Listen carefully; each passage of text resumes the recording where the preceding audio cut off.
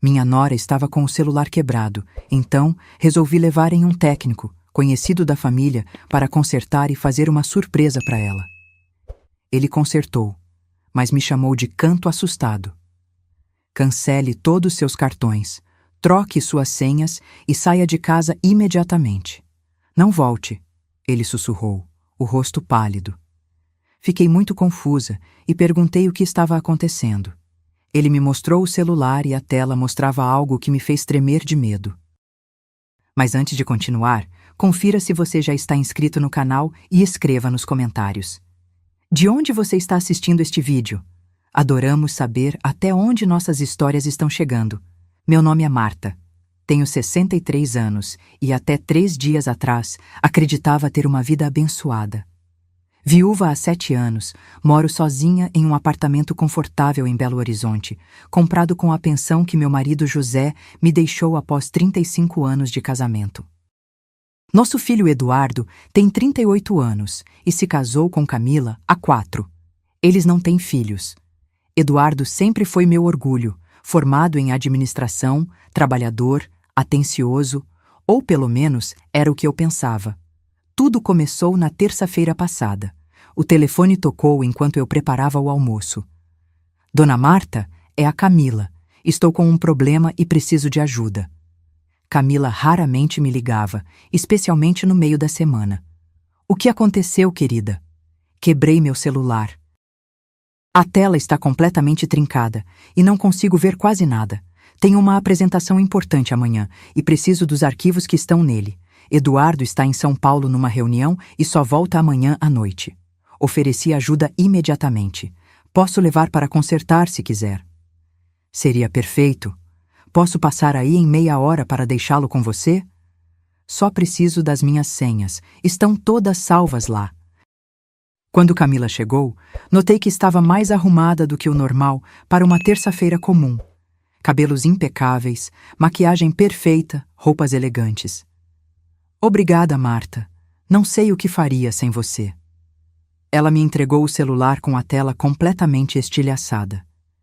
A senha é 1518, nosso aniversário de casamento. Enquanto anotava a senha, Camila olhava nervosamente para o relógio. Estou tão atrasada, preciso correr para uma reunião. Posso passar aqui à noite para buscá-lo? Depois que ela saiu, liguei para Lucas, filho do meu antigo vizinho que tinha uma assistência técnica no centro da cidade. Ele sempre me dava descontos e fazia um trabalho confiável. 1 hora depois, eu estava em sua loja. Dona Marta, quanto tempo? Lucas sorriu ao me ver. Ele tinha crescido diante dos meus olhos, desde menino correndo pelo prédio até se tornar um jovem empreendedor. O celular é da minha nora, expliquei. Ela precisa dele funcionando hoje mesmo. Sem problemas. Trouxe a senha? Entreguei o papel com a senha e Lucas levou o celular para os fundos da loja. Enquanto esperava, folheava distraidamente uma revista. Passaram-se cerca de 20 minutos quando percebi Lucas na porta que separava a loja da oficina, acenando discretamente para mim. Seu rosto estava pálido. Dona Marta, pode vir aqui um instante? Levantei-me, confusa com sua expressão tensa. Quando entrei na pequena sala dos fundos, ele fechou a porta. O que foi, Lucas? Algum problema com o celular? Ele olhou para os lados como se temesse ser ouvido, mesmo estando apenas nós dois na sala. Dona Marta, me desculpe pela intromissão, mas quando liguei o celular para testar a tela nova, apareceu uma notificação de mensagem. Ele hesitou. Normalmente eu não olharia, mas o nome do seu filho apareceu junto com algumas palavras que me chamaram a atenção. Meu coração acelerou. Que palavras, Lucas? Acidente, seguro, herança, todas na mesma mensagem. Ele me olhou intensamente. Dona Marta, cancele seus cartões, troque suas senhas e saia de casa imediatamente. Não volte. Confusa e assustada, balancei a cabeça. Do que você está falando, Lucas? Ele virou a tela do celular para mim. Era uma conversa entre Eduardo e Camila. A mensagem mais recente, enviada naquela manhã, dizia: consegui as senhas dela. Vou ao banco hoje mesmo. O acidente precisa acontecer logo, antes que ela perceba o dinheiro sumindo. Quanto maior o valor do seguro que transferirmos para nós, melhor será nossa vida depois. A casa e a herança serão só o começo. Senti meu sangue gelar. Minhas mãos tremiam tanto que mal conseguia segurar o telefone enquanto deslizava para ler as mensagens anteriores. Eduardo e Camila estavam planejando minha morte há semanas. Falavam sobre como fazer parecer um acidente doméstico. Idosos caem nas escadas o tempo todo. E como estavam desviando dinheiro das minhas contas aos poucos. É por isso que ela estava tão preocupada com o celular, murmurei, sentindo náuseas. Lucas me ajudou a sentar. Precisamos chamar a polícia. Não. Minha resposta foi instintiva. Eles não vão acreditar. É a minha palavra contra a do meu filho e da esposa dele. Pessoas respeitáveis, bem-sucedidas. Então precisamos de provas, disse Lucas firmemente. Posso fazer uma cópia de todas essas mensagens? Concordei, ainda em choque. Enquanto Lucas trabalhava, minha mente girava tentando processar o impensável. Meu único filho, meu Eduardo, estava planejando me matar por dinheiro. O menino que eu carreguei no colo, que consolei nas febres noturnas, que ajudei com a lição de casa, que apoiei em cada passo da vida. Dona Marta, fiz cópias de tudo. E agora, precisamos pensar em como proteger a senhora. Não posso ir para casa, disse, a realidade finalmente se estabelecendo. Camila vai buscar o celular lá hoje à noite. A senhora pode ficar na minha casa, ofereceu Lucas. Minha esposa e eu temos um quarto de hóspedes. Enquanto isso, precisamos verificar suas contas bancárias, ver quanto dinheiro eles já pegaram. Aceitei sua oferta, grata por não estar sozinha naquele momento terrível. Antes de sairmos da loja, decidimos que o celular precisava voltar a Camila sem levantar suspeitas. Vou restaurar as configurações de fábrica e reinstalar tudo, como se fosse um conserto normal, explicou Lucas. Ela nunca saberá que vimos as mensagens.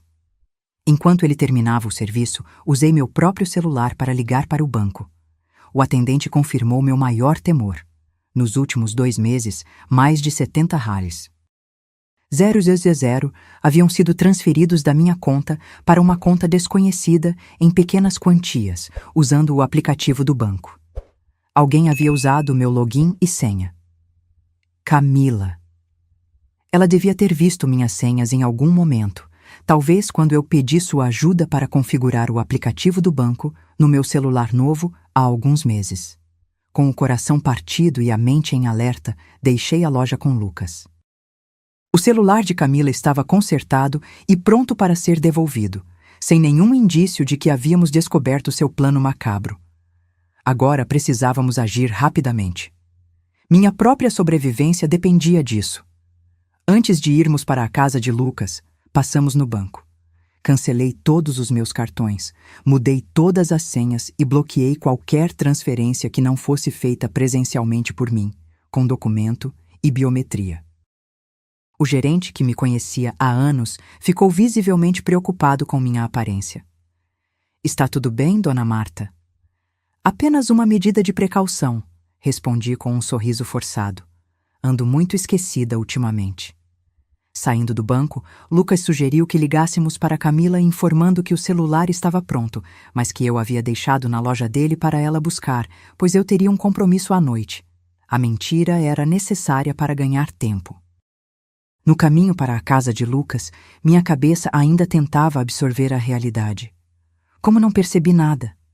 Como pude ser tão cega?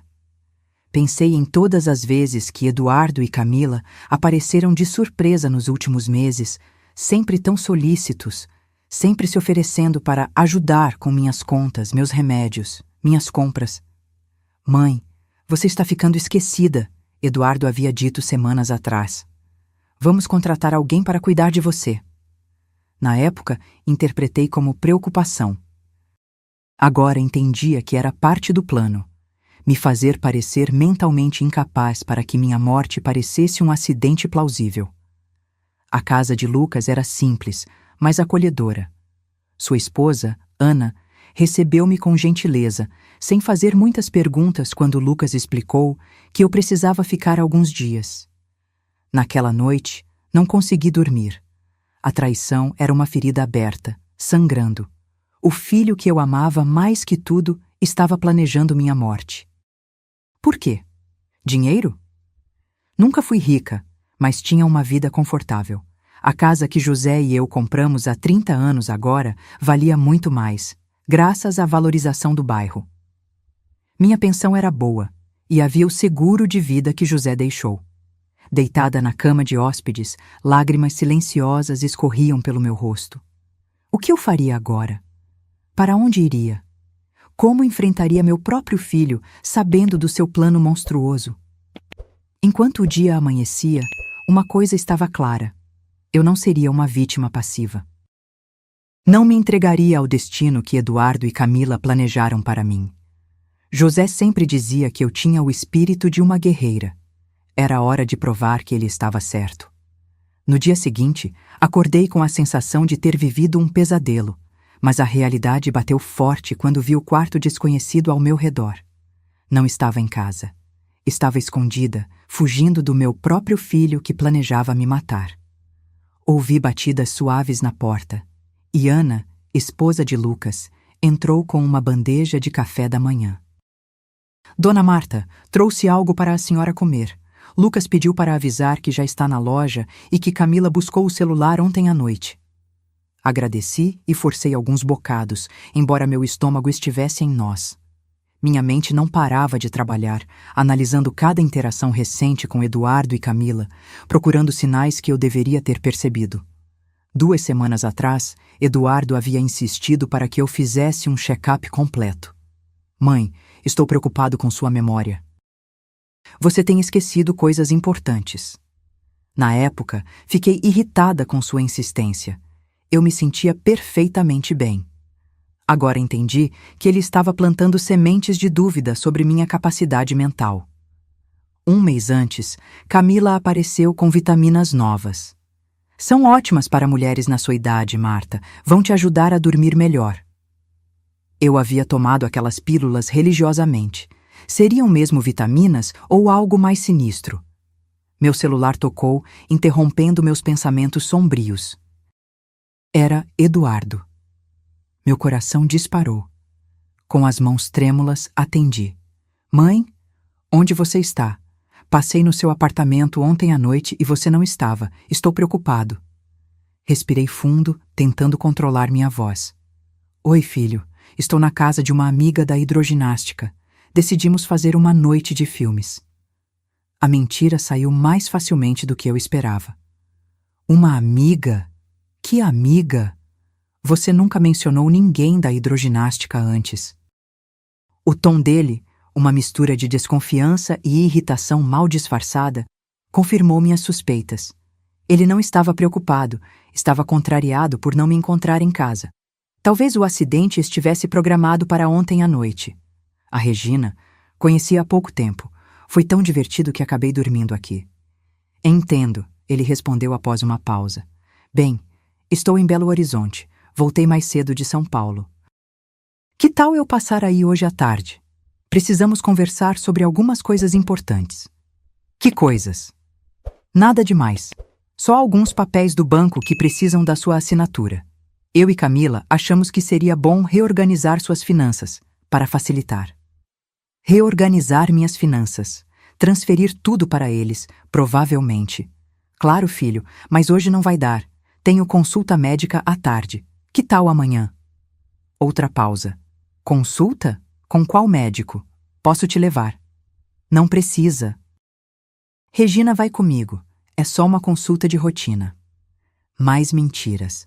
Cada palavra me doía, mas era necessário para ganhar tempo. Ok, então.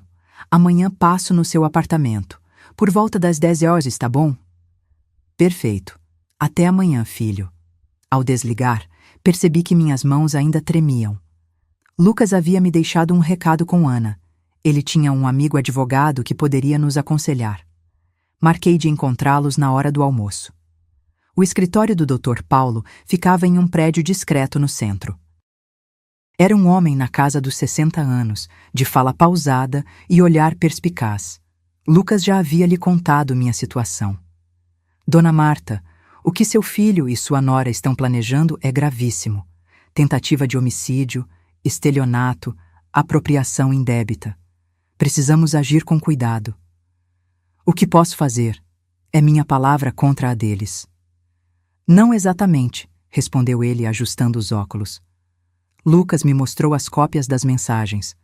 São evidências fortes, mas precisamos de mais. Que tipo de mais? Idealmente uma confissão. Se conseguíssemos que eles admitissem o plano, teríamos um caso sólido. Lucas se inclinou para a frente. E se gravássemos uma conversa? Legalmente complicado, respondeu o advogado.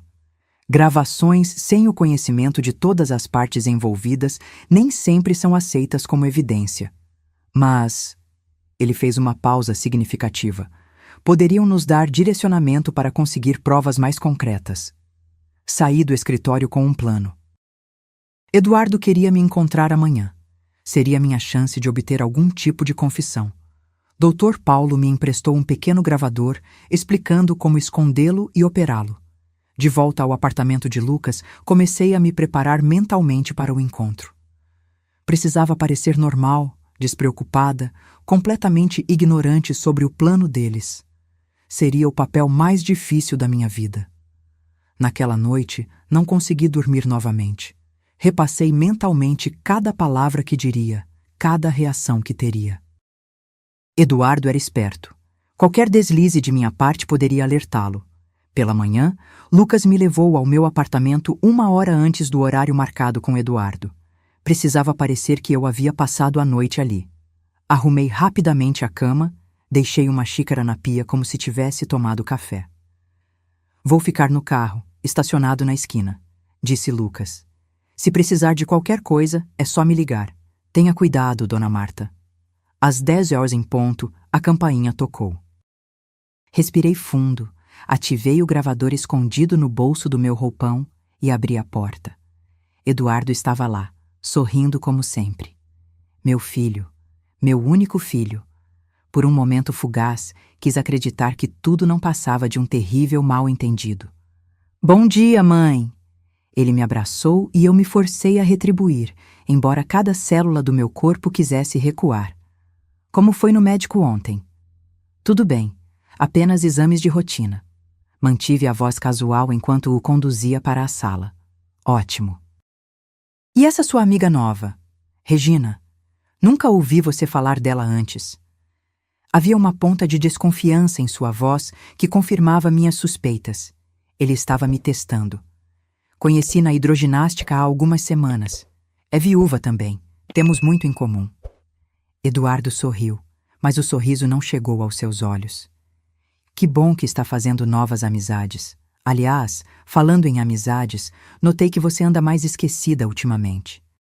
Comentou com a Regina sobre isso? Aqui estava, a armadilha sendo preparada novamente. A narrativa da mãe confusa, mentalmente instável, propensa a acidentes. Não estou esquecida, filho. Minha memória está ótima. Forcei um sorriso. Mas você mencionou papéis do banco. O que precisa da minha assinatura? Ele tirou uma pasta da mochila. São apenas alguns documentos para facilitar a gestão das suas finanças. Uma procuração que me permitiria ajudar com suas contas, pagar suas despesas. Sabe como é a burocracia hoje em dia? Tudo digital. Folheei os documentos lentamente. Era exatamente o que eu temia. Uma procuração que daria a Eduardo poder total sobre minhas finanças. Com esse documento, ele poderia esvaziar minhas contas sem levantar suspeitas. Não sei, filho. Isso parece dar muito poder a você. É só para facilitar, mãe. Você sempre pode revogar se quiser.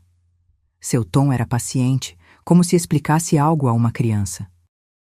Além disso, Camila e eu estamos preocupados com você morando sozinha. Esse prédio é antigo. As escadas são perigosas. Meu sangue gelou. As escadas, as mesmas mencionadas nas mensagens, como o local perfeito para um acidente. Estou perfeitamente bem aqui. Ainda assim, estamos pensando que talvez fosse melhor você se mudar para um lugar mais seguro, ou até mesmo morar conosco por um tempo, para ficarem de olho em mim, para garantir que o acidente acontecesse conforme planejado. Eduardo, comecei cuidadosamente. Estive pensando em fazer algumas mudanças no meu testamento. Foi como se um interruptor fosse ligado. Seus olhos instantaneamente ficaram mais alertas, mais focados. Testamento? Por quê? Está se sentindo mal? Não, apenas sendo prudente. Estive conversando com a Regina sobre isso. Ela tem uma neta que está para entrar na faculdade e deixou tudo para ela. A expressão de Eduardo endureceu por um segundo. Não sabia que estava pensando nisso. Uma mulher da minha idade precisa se precaver. Fiz uma pausa estratégica. Estava pensando em deixar uma parte considerável para a caridade. O trabalho que a igreja faz com crianças carentes é maravilhoso. Caridade? A palavra saiu como se fosse um insulto. Mãe, você não acha que deveria pensar primeiro na sua família? Eu sou seu único filho. Claro, você receberia uma parte, mas pensei que talvez... Deixei a frase no ar, observando sua reação. A máscara começou a cair. Seus olhos, geralmente calorosos, tornaram-se calculistas, frios. Quanto você está pensando em deixar para a caridade? Fez aspas com os dedos ao pronunciar a última palavra. Não sei, talvez metade? Ou mais, ainda não decidi. Eduardo se levantou abruptamente, incapaz de esconder a raiva. Isso é absurdo. Depois de tudo que fizemos por você, eu e Camila sempre cuidamos de você, e é assim que você nos agradece? Eduardo, acalme-se. É só uma ideia. Uma ideia terrível. Ele caminhava pela sala, agitado. Você não está pensando claramente. É isso, não está raciocinando direito. Talvez seja a hora de considerar uma avaliação neurológica mais completa. Não preciso de avaliação nenhuma, respondi firmemente. Estou perfeitamente lúcida.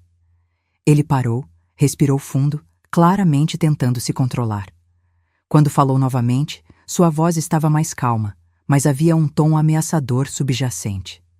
Mãe, sei que você quer fazer o que é certo. Mas confie em mim. Doar seu dinheiro não é o melhor caminho. Por que não assina esses papéis por enquanto? Ele empurrou a pasta em minha direção. Podemos discutir o testamento depois, com mais calma. Olhei para os documentos, depois para meu filho. O menino que eu havia criado, amado, protegido. Agora um estranho calculista diante de mim. Vou pensar no assunto, respondi finalmente. Eduardo pegou a pasta, claramente frustrado com minha resistência. Vou deixar os papéis aqui. Leia com calma. Volto amanhã para buscar. Quando ele saiu, desabei no sofá, exausta pelo esforço de manter a compostura. O gravador havia capturado toda a conversa. Não era uma confissão explícita, mas sua reação à menção do testamento falava volumes. Liguei para Lucas, que chegou em minutos. Ouvimos a gravação juntos. Ele se entregou, comentou Lucas. Não diretamente, mas a reação dele. Ainda não é suficiente, respondi, secando as lágrimas que finalmente me permiti derramar. Precisamos de algo mais concreto. Naquela tarde, voltei ao escritório do Dr. Paulo com a gravação. Ele ouviu atentamente, fazendo anotações. Você está certa, Dona Marta. Isso levanta suspeitas, mas não é suficiente para uma ação legal decisiva. Precisamos de mais. E as mensagens no celular da Camila? São mais incriminadoras, mas poderiam alegar que foram obtidas ilegalmente. Ele pensou por um momento. O ideal seria pegar os dois juntos, discutindo o plano. Se conseguíssemos uma gravação clara deles falando sobre o acidente planejado, teríamos um caso muito mais forte. Como faríamos isso? Dr. Paulo explicou seu plano. Era arriscado, mas poderia funcionar. Eu ligaria para Eduardo, dizendo que havia mudado de ideia e assinaria os documentos. Convidaria ele e Camila para jantar no meu apartamento amanhã à noite. O apartamento seria equipado com dispositivos de gravação instalados discretamente por um investigador particular que o advogado conhecia. É perigoso, argumentou Lucas. E se eles tentarem algo durante o jantar? O investigador estará em um carro na frente do prédio, monitorando tudo em tempo real, garantiu o Dr. Paulo. Ao primeiro sinal de perigo, ele intervirá. Além disso, você e Ana poderiam estar no apartamento vizinho, o da dona Gertrudes. Não está vazio desde que ela foi para o asilo? Lucas confirmou. O plano estava formado. Eu serviria de isca para meu próprio filho. A ideia era aterrorizante, mas necessária. Precisava expor a verdade, não apenas para minha segurança, mas para entender como e por que meu filho havia se transformado em um monstro disposto a matar a própria mãe. De volta ao apartamento de Lucas, liguei para Eduardo. Filho, pensei melhor e vou assinar aqueles papéis. Na verdade, adoraria se você e Camila viessem jantar aqui amanhã à noite. Faria aquela lasanha que você tanto gosta. Sério? A surpresa na voz dele era palpável. O que fez você mudar de ideia? Conversei com Regina. Ela me fez ver que estou ficando velha e talvez seja melhor ter alguém cuidando das minhas finanças. Essa Regina parece sensata, comentou ele, a satisfação evidente em sua voz. Claro que vamos. Que horas? Por volta das 7? E traga Camila. Faz tempo que não a vejo.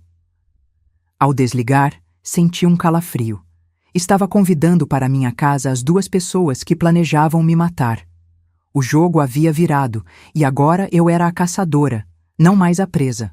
Mas o custo emocional era devastador. A cada nova etapa deste plano macabro, eu perdia um pouco mais do filho que acreditava ter. Na manhã seguinte, tudo foi preparado meticulosamente. O investigador particular, Sr. Mendes, um homem discreto na casa dos 50 anos, chegou cedo ao meu apartamento. Com habilidade profissional, instalou pequenas câmeras e microfones em locais estratégicos, sala de estar, cozinha, corredor principal. Estes dispositivos são praticamente invisíveis, explicou ele, mostrando como um microfone do tamanho de um botão ficava oculto atrás de um porta-retratos. Tudo será transmitido em tempo real para meu equipamento no carro e também gravado como evidência. Lucas e Ana chegaram logo depois. O apartamento ao lado, que pertencia à dona Gertrudes, internada em um asilo havia 3 meses, seria nossa base de operações. Lucas havia conseguido a chave com o síndico, alegando que faria uma vistoria elétrica. Estaremos literalmente ao lado, ouvindo tudo, garantiu Lucas. Ao menor sinal de perigo, entramos. Passei a tarde cozinhando, tentando manter as mãos ocupadas para não pensar demais. A lasanha, que Eduardo amava desde criança, seria servida com salada e pão. Preparei tudo como se fosse um jantar normal, como se meu mundo não tivesse desmoronado, como se não estivesse prestes a confrontar a traição mais profunda que poderia imaginar. Às 6h30, tudo estava pronto. O Sr. Mendes testou os equipamentos uma última vez antes de sair para seu posto no carro. Lucas e Ana se posicionaram no apartamento ao lado, com um rádio que permitiria comunicação com o investigador. Fiquei sozinha, esperando. Às 7 em ponto, a campainha tocou. Respirei fundo, ajustei meu sorriso e abri a porta. Eduardo e Camila estavam lá, sorridentes. Ele trazia uma garrafa de vinho tinto, ela uma pequena caixa de chocolates, presentes para sua vítima. Mãe! Eduardo me abraçou calorosamente. Que saudade! Forcei-me a retribuir o abraço, sentindo-me fisicamente doente com a falsidade da situação. O filho que eu amava mais do que tudo planejava me matar, e eu estava fingindo que tudo estava normal. Trouxemos vinho para acompanhar o jantar, disse Camila, me entregando a garrafa com um sorriso ensaiado. Notei que ela evitava contato visual direto comigo, um hábito que só agora percebi ser consistente. Seria culpa? Ou simplesmente desprezo pela idosa que ela via como um obstáculo aos seus planos? Que gentileza, respondi, conduzindo-os até a sala. Vou abrir agora mesmo. Deixe que eu faço isso, mãe. Eduardo pegou a garrafa rapidamente. Você já deve estar cansada de cozinhar. Aceitei a oferta, observando atentamente enquanto ele abria o vinho na cozinha. Será que estava planejando adicionar algo à bebida? As câmeras capturavam tudo. Voltei minha atenção para Camila, que examinava a sala discretamente, como se procurando mudanças. Como vai o trabalho, Camila? Bem, obrigada. Bastante ocupada. Estamos com um novo cliente importante. Eduardo voltou com 3 taças de vinho. Entreguei a Camila, peguei a minha e notei que ele observava atentamente enquanto eu a levava aos lábios. Fingi beber, apenas molhando os lábios. Delicioso, comentei. Vamos jantar? A lasanha está pronta. Na mesa de jantar, a conversa fluiu superficialmente. Trabalho, clima, notícias locais. Falávamos como estranhos educados, não como família. Eu servia a comida, sorria, respondia perguntas, tudo enquanto meu coração sangrava. Então, mãe, Eduardo começou depois de alguns minutos. Pensou melhor sobre aqueles documentos? Sim, estão na minha mesa. Vamos olhar depois do jantar. Camila e Eduardo trocaram um olhar rápido. Satisfação? Alívio? Sabe, estive pensando, continuou Eduardo, cortando mais um pedaço de lasanha. Talvez fosse bom você fazer um check-up médico completo. Um amigo meu é neurologista, especializado em perda de memória em idosos. Perda de memória? Repeti, mantendo a voz calma. Por que você acha que estou perdendo a memória? Camila interveio suavemente. Marta, não é nada para se preocupar. É apenas preventivo. Notamos alguns pequenos lapsos ultimamente. Que lapsos? Perguntei, olhando diretamente para ela. Semana passada você esqueceu o aniversário da tia Zulmira, respondeu Eduardo rapidamente. E outro dia Camila te ligou e você não se lembrou da conversa no dia seguinte. Mentiras, puras mentiras. Tia Zulmira havia falecido há 3 anos. E Camila raramente me ligava, exceto para pedir favores. Interessante, comentei, tomando mais um gole fingido de vinho. Não me lembro desses episódios. Viu? Eduardo olhou para Camila significativamente. Isso prova meu ponto. Decidi que era hora de mudar um pouco a estratégia. Precisava fazê-los falar mais abertamente. Falando em memória, comecei, estive pensando no seguro de vida que seu pai deixou. Vocês sabem quanto é o valor atual? A atenção deles imediatamente ficou mais focada. Eduardo pousou o garfo lentamente. Por que está pensando nisso, mãe? Curiosidade. Estive organizando alguns papéis e encontrei a apólice, mas não consigo entender todos aqueles termos técnicos. Se quiser, posso dar uma olhada, ofereceu Eduardo com falsa casualidade. Sou bom com esses documentos. Na verdade, continuei, estava pensando em mudar o beneficiário. O silêncio caiu sobre a mesa como uma pedra pesada. Vi o rosto de Eduardo endurecer enquanto ele tentava controlar sua expressão. Mudar o beneficiário? Repetiu ele, quase sussurrando. Para quem? Para uma instituição de caridade, talvez? Ou para a filha da Regina? A menina está entrando na faculdade e precisa mais do que você, que já está estabelecido. Camila soltou um risinho nervoso. Marta, isso não faz sentido. Eduardo é seu único filho. Por que você daria seu dinheiro para estranhos? Não são exatamente estranhos. Regina tornou-se uma grande amiga. Eduardo pousou o copo com força na mesa, derramando um pouco de vinho. Você mal conhece essa mulher, e já quer dar a ela o dinheiro que papai deixou para mim? Sua voz subiu, a raiva escapando pelo controle cuidadoso. É meu dinheiro agora, respondi calmamente. Posso fazer o que quiser com ele.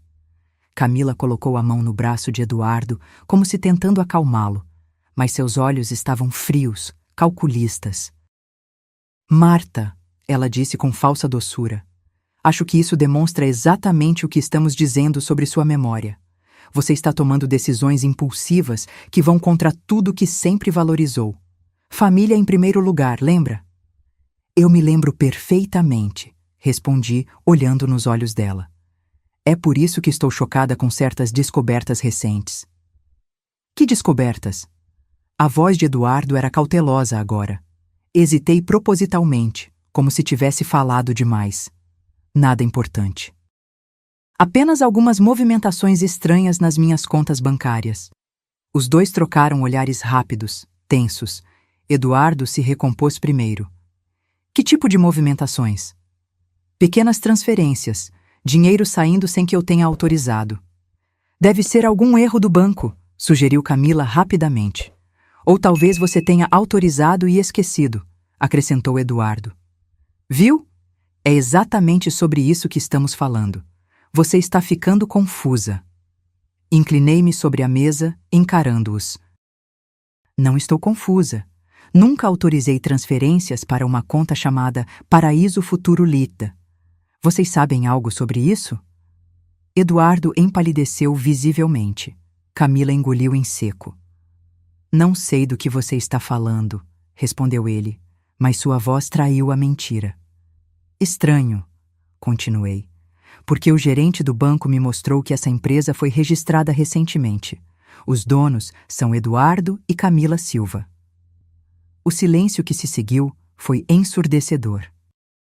Por um momento, pensei que eles poderiam confessar, recuar, talvez até pedir perdão. Mas então, vi algo mudar nos olhos de Eduardo. A máscara de filho dedicado caiu completamente, revelando algo frio e perigoso que nunca havia visto antes. Mãe, sua voz era calma agora, controlada. Acho que você realmente não está bem. Está imaginando coisas, ficando paranoica. Não estou paranoica, tenho provas. Eduardo se levantou, caminhando lentamente ao redor da mesa até parar atrás da minha cadeira. Senti um arrepio de medo real pela primeira vez naquela noite. Que provas? Perguntou ele, colocando as mãos pesadamente nos meus ombros. Respirei fundo, lutando contra o impulso de me afastar. O celular de Camila. Vi Camila congelar, a taça de vinho a meio caminho da boca. O que tem o celular dela? A voz de Eduardo era perigosamente suave. Quando levei para consertar, o técnico viu mensagens entre vocês dois. Mensagens sobre um acidente planejado para mim. Sobre como dividir meu seguro e vender minha casa depois. O aperto nos meus ombros aumentou, quase doloroso agora. Que técnico? Perguntou Camila, recuperando a voz. O que exatamente ele viu? Ele viu tudo, as mensagens sobre como me fazer parecer mentalmente incapaz. Como aproveitar minha queda acidental na escada. Como dividir o dinheiro do seguro. Eduardo soltou meus ombros abruptamente e voltou para seu lugar. Seu rosto estava diferente agora, calculista, avaliando opções. Isso é ridículo, disse ele finalmente. Completamente absurdo. Você acha que planejamos te matar? Sua própria família? Tenho cópias das mensagens. Menti, observando suas reações. E já mostrei para outras pessoas, por segurança. Camila olhou para Eduardo, em pânico. Ele manteve a calma, embora pudesse ver sua mente trabalhando rapidamente. Essas mensagens são falsas, declarou ele. Alguém está tentando nos prejudicar. Provavelmente essa tal de Regina, que apareceu do nada e agora quer seu dinheiro. Ou talvez, continuou Camila seguindo a deixa, esse técnico tenha inventado tudo, querendo extorquir dinheiro. Olhei de um para outro, maravilhada com a rapidez com que construíam mentiras. Quantas outras vezes haviam feito isso? Quanto da nossa relação tinha sido falsa? Vocês realmente acham que sou tão estúpida? Perguntei baixinho. Que não reconheceria a verdade quando ela está bem na minha frente. Mãe, Eduardo abandonou a negação e mudou para um tom conciliador. Vamos conversar sobre isso com calma. Claramente houve um mal-entendido. Que tipo de mal-entendido explicaria a mensagem sobre como me matar? Eduardo suspirou dramaticamente. Ok, vou ser honesto. Sim, Camila e eu conversamos sobre você. Sobre como você está ficando mais frágil, mais confusa. Sobre como poderíamos te ajudar se algo acontecesse. Um acidente, uma doença. Estávamos nos preparando para cuidar de você, não para te machucar. A mentira era quase admirável em sua audácia. Camila rapidamente se juntou à narrativa. Exatamente, Marta. Estávamos preocupados com você. Os acidentes que mencionamos eram possibilidades que queríamos prevenir, não causar. E as transferências bancárias? Perguntei. Os 70 ales. 000 que vocês tiraram das minhas contas? Um empréstimo temporário, Eduardo respondeu prontamente. Para um investimento, íamos devolver com juros. Por que você acha que eu estava tão interessado em organizar suas finanças? Para ter certeza que tudo estaria em ordem. Camila se levantou, movendo-se para meu lado com falsa preocupação. Marta, querida, acho que você precisa descansar. Está muito agitada. Ela tocou minha testa. E parece um pouco febril também. Afastei sua mão. Não toque em mim. Eduardo também se levantou, a expressão alternando entre preocupação fingida e frustração real. Mãe, você precisa confiar na gente. Somos sua família. Por que faríamos algo para te machucar? Pelo dinheiro, respondi simplesmente. Pelo meu apartamento, pelo seguro, pela herança. O silêncio que se seguiu foi revelador.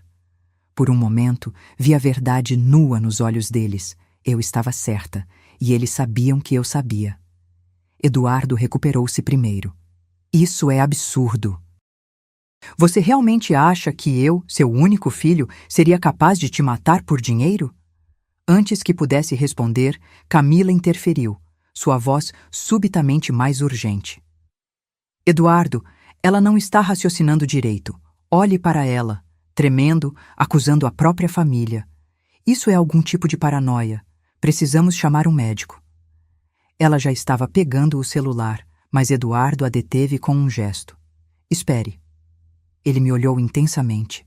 Mãe, você realmente acredita nisso? Que planejamos? Te matar? Sei disso, respondi com firmeza, e tenho provas suficientes para ir à polícia. Algo mudou nos olhos dele. A última pretensão de preocupação desapareceu, substituída por algo frio e calculista. E por que não foi à polícia ainda? Perguntou ele suavemente. Porque queria ouvir de vocês, respondi. Queria entender como meu filho, que criei com tanto amor, poderia se transformar em alguém capaz disso. Eduardo riu, um som desprovido de qualquer humor. Amor? É sobre isso que você pensa que foi nossa relação? Sua voz estava cheia de amargura. Você sempre foi controladora, manipuladora. Faça isso, Eduardo. Estude aquilo, Eduardo. Não é bom o suficiente, Eduardo. Nada nunca era suficiente. Suas palavras me atingiram como golpes físicos. Era assim que ele me via? Como uma mãe controladora e nunca satisfeita. Eu só queria o melhor para você, murmurei. O melhor para mim? Ele zombou. Você queria o que era melhor para sua visão do filho perfeito. Sabe por que me casei com Camila? Porque ela foi a primeira pessoa que me viu como eu realmente sou, não como alguém que precisava atender às suas expectativas. Camila sorriu, mas não havia calor no gesto, apenas satisfação predatória. É verdade, ela disse. Desde o início, vi o potencial em Eduardo e o ressentimento. Foi tão fácil direcioná-lo. Olhei para ela, chocada com a admissão aberta. Eduardo pareceu momentaneamente surpreso também, como se ela tivesse ido longe demais. O que você quer dizer? Perguntei. Camila deu de ombros. Estou cansada de fingir. Você descobriu mesmo, então que diferença faz? Sim, planejamos tudo. Os acidentes, o dinheiro, tudo. Eduardo tinha o motivo, eu tinha o plano. Camila, Eduardo advertiu, mas ela o ignorou. Sabe qual foi o erro, Marta? Quebrar acidentalmente meu celular. Se não fosse por isso, você já estaria morta e nós estaríamos contando o dinheiro em alguma praia distante. Eduardo agarrou o braço de Camila. Chega! Ela está gravando isso, não percebe? Camila piscou, surpresa. O quê?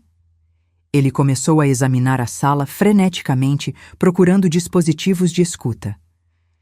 É uma armadilha, disse ele.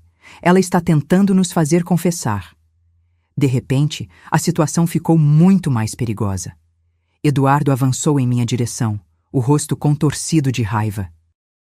Onde estão as câmeras, os microfones? Quem mais está ouvindo?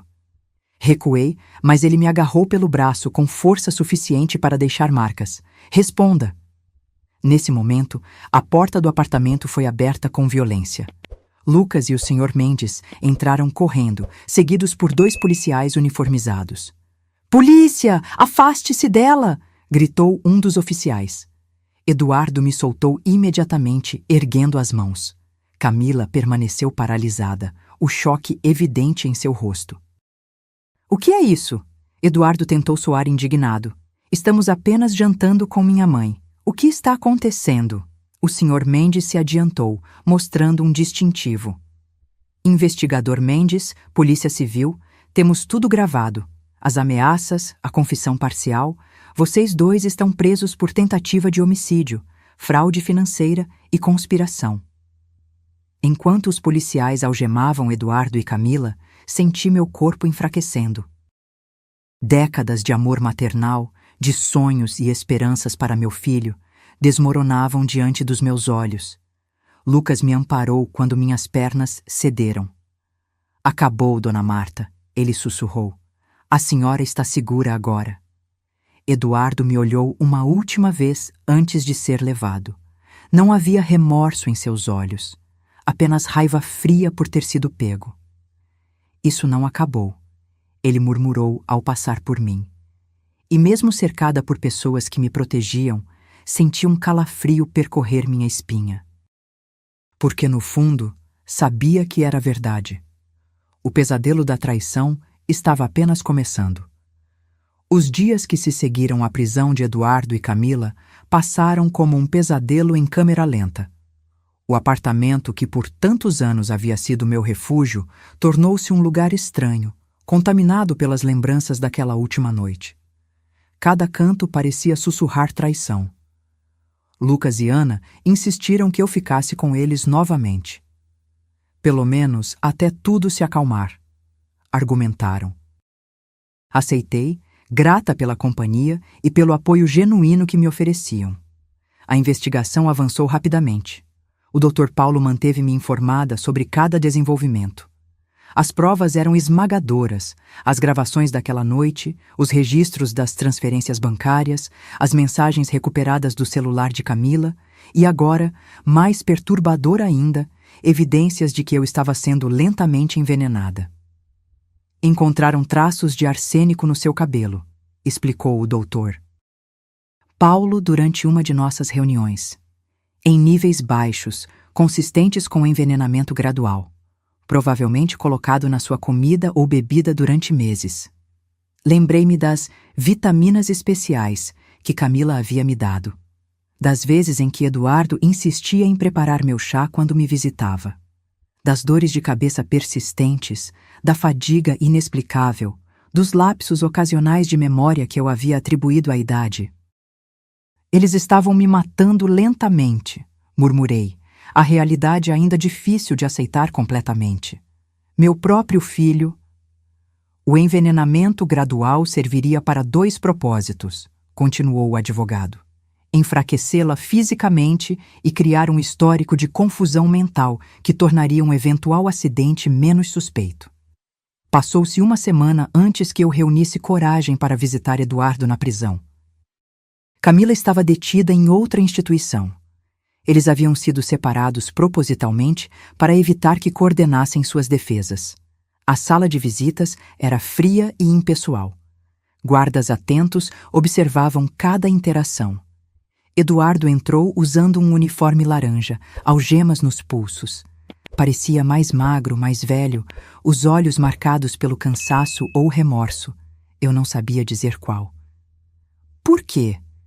Foi a única palavra que consegui pronunciar quando nos sentamos frente a frente. Eduardo me estudou por um longo momento antes de responder. O dinheiro, claro, parece óbvio agora. Não, não é óbvio. Você sempre teve tudo. Nunca lhe neguei nada. Um sorriso amargo cruzou seu rosto. Tudo dentro do que você considerava razoável. Nunca o suficiente. O que você quer dizer? Você e papai sempre foram tão modestos, tão orgulhosos da vida simples que construíram.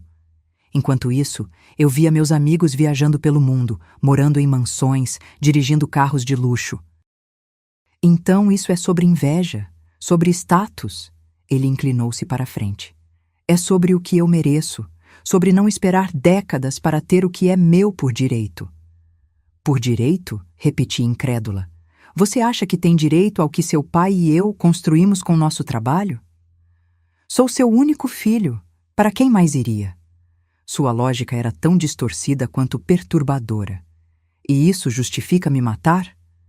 Eduardo recostou-se na cadeira, aparentemente relaxado apesar da situação. Foi ideia da Camila, inicialmente. Ela tem experiência nesse tipo de arranjo. O que quer dizer com experiência? Um lampejo de algo, talvez satisfação maliciosa, passou por seus olhos. Você não sabe? Camila não é quem você pensa que é.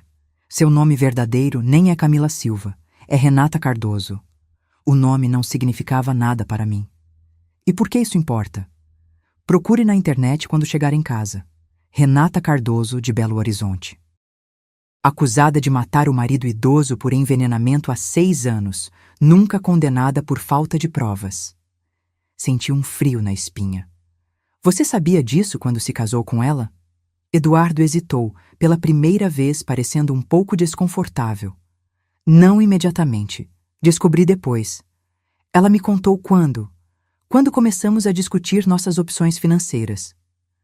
Opções financeiras, repeti mecanicamente. É assim que você chama matar sua mãe? Era o caminho mais rápido. Ele respondeu com uma frieza que me gelou até os ossos. E ela garantiu que seria indolor.